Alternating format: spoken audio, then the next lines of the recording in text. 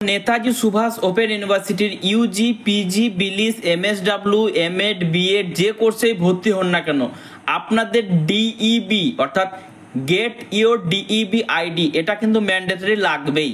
তো আজকে এই ভিডিওর মাধ্যমে দেখাবো যে আপনারা এই ডিইবি অর্থাৎ ডিস্টেন্স এডুকেশন ব্যুরো এই আইডিটা আপনারা কিভাবে জেনারেট করবেন বা কিভাবে এই আইডি বানাবেন।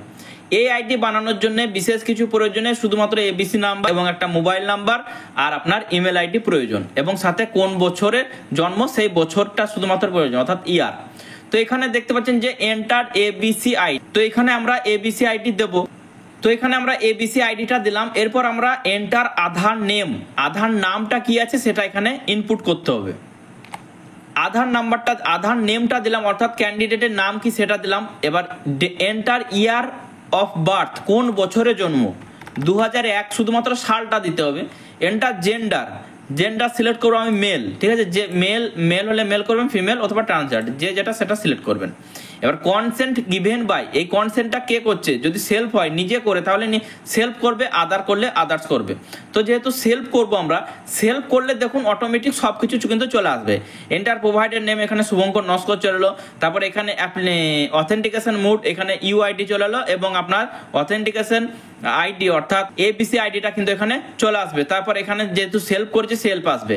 এবার এন্টার কনসেন্ট প্লেস, আপনার যেখানে অ্যাড্রেস সেই অ্যাড্রেসটা শুধুমাত্র দেবেন। এখানে ডিস্ট্রিক্টটা দিলেই হবে। ডিস্ট্রিক্ট এখানে আমরা দেবো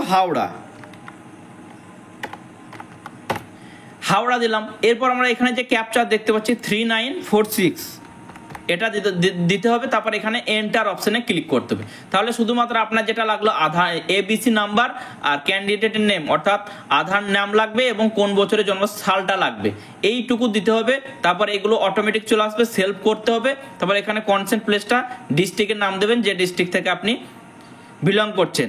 তারপর এখানে ক্যাপচার দিয়ে এন্টার অপশনে ক্লিক করব। দেখুন যে এন্টার অপশনে ক্লিক করলে এখানে এবিসি নাম্বার দেখাচ্ছে, ডিইবি আইডি এখনো কিন্তু ক্রিয়েট হয়নি, তাই নট ইয়েট ক্রিয়েটেড দেখাচ্ছে এবং আপনার নাম, জেন্ডার এবং ডেট অফ বার্থ দেখাচ্ছে। এরপর আমরা এখানে ইমেল আইডি দেবো এবং একটা মোবাইল নাম্বার দেবো। ইমেল আইডি দিলাম, এরপর আমরা একটা মোবাইল নাম্বার দেবো। মোবাইল নাম্বার দিলাম, তো ইমেল আইডি এবং মোবাইল দেওয়ার পর আই এগ্রি এই অপশনে আমরা ক্লিক করে সাবমিট করলে কিন্তু আপনার ডিইবি আইডিটা জেনারেট হয়ে যাবে। এখানে দেখুন যে এখানে ডিইবি আইডি অর্থাৎ এখানে আপনার ডিইবি আইডি ক্রিয়েট হয়ে গেল এবং এটা হচ্ছে আপনার ডিইবি আইডি। তো এইভাবে আপনারা ডিইবি আইডিটা ক্রিয়েট করতে পারবেন।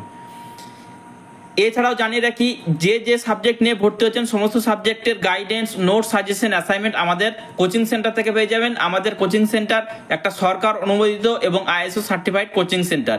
স্ক্রিনের মধ্যে যে নাম্বার দেখতে পাচ্ছেন সেই নাম্বারে কল অথবা হোয়াটসঅ্যাপ করে সমস্ত ডিটেলস জেনে নিতে পারবেন। ধন্যবাদ।